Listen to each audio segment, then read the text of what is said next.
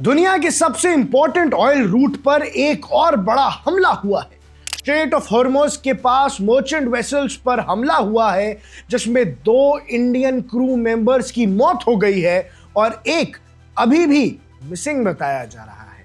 यह हमला उस वक्त हुआ जब ईरान, इजराइल और यूनाइटेड स्टेट्स के बीच चल रहे कॉन्फ्लिक्ट अपने 11वें दिन पर पहुंच चुका था और मिडिल ईस्ट में ऑलरेडी टेंशंस हाई थी और अब समुंदर में भी अटैक्स शुरू हो गए हैं। शिप चाहे किसी भी देश की हो, अगर वो स्ट्रेट ऑफ हॉर्मुज़ से गुजरेगी तो उस पर हमला जरूर होगा। रिपोर्ट्स के मुताबिक एक Thai registered cargo ship Mayuri Nari को स्ट्रेट ऑफ हॉर्मुज़ क्रॉस करने के बाद टारगेट किया गया।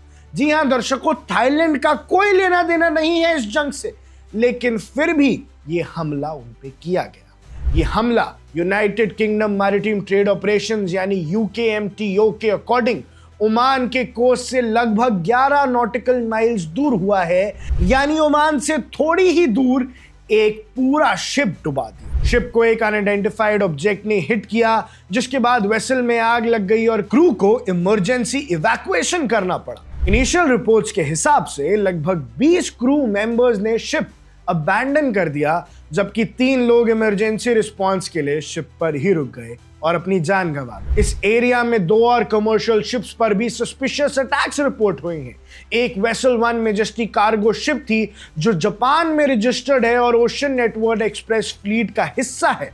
इस शिप में भी लगभग 10 सेंटीमीटर का होल हो गया है, लेकिन सभी क्रू मेंबर्स को सेफ बताया जा रहा है। यानी एक ही दिन पे स्ट्रेट ऑफ हॉर्मुज़ से गुजर रहे 3 शिप्स, एक थाईलैंड का, दूसरा जापान का और तीसरा अटैक था दुबई से लगभग 50 नॉटिकल माइल्स नॉर्थ वेस्ट में, जहां एक और वेसल को सस्पेक्ट किया जा रहा है कि वहां भी स्ट्राइक किया गया है। अब गुड न्यूज ये है कि बाकी दोनों शिप्स के तो क्रू सेव हैं, लेकिन जो थाई वेसल था उसमें 2 भारतीय शहीद हो गए हैं, 2 भारतीयों की जान चली गई है और एक अब तक गायब है। एक्सपर्ट्स के मुताबिक स्ट्रेट ऑफ हॉर्मुज़ दुनिया का सबसे इंपॉर्टेंट मैरिटाइम रूट्स में से एक है, जहां से ग्लोबल ऑयल सप्लाई का बड़ा हिस्सा गुजरता है। पहले भी ईरान ने स्ट्रैटेजी वाटरवे को ब्लॉक करने की धमकी दी थी, लेकिन आज से यह धमकी रियल हो गई है कि थाईलैंड हो, चाहे दुबई हो, चाहे दुनिया का कोई भी कोना, अगर स्ट्रेट ऑफ हॉर्मुज़ से तेल लेके गुजरोगे तो मरोगे।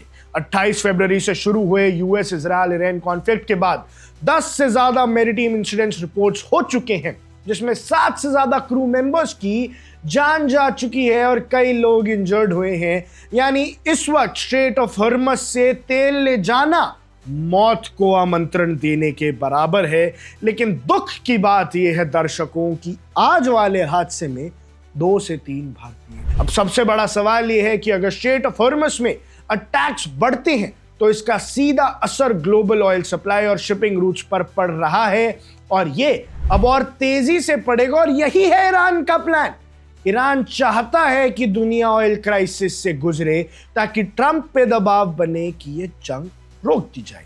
अब इंडिया के लिए भी ये सिचुएशन बेहद सीरियस है, क्योंकि इस इंसिडेंट में 2 इंडियंस की जान जा चुकी है और एक अभी भी लापता है, और इसके बावजूद अब तक कोई गारंटी नहीं है कि और जितने भी लोग हैं जो अब अपनी स्ट्रेट ऑफ हॉर्मुज़ से वेसल्स को ला रहे हैं वो जिंदा बच भी पाएंगे कि नहीं। इसलिए दर्शकों, आने वाला समय बहुत डिसाइसिव होने वाला है ग्लोबल ऑयल क्राइसिस के लिए, वर्ल्ड ऑर्डर के लिए, और ईरान इस बात को बेहतर तरीके से जानता है। इसीलिए ट्रंप पे दबाव बढ़ाने के लिए ये सबसे उचित तरीका है ईरान के लिए। आप देख रहे हैं वन इंडिया, मैं हूं आकाश कौशल। Subscribe to One India and never miss an update. Download the One India app now.